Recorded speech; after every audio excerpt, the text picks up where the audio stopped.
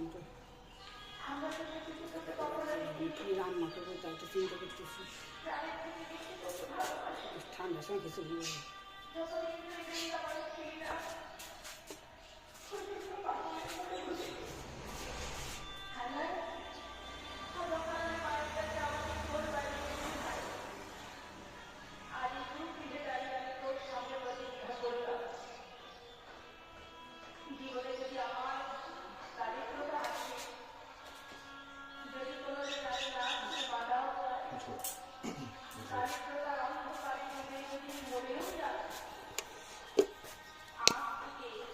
Yeah.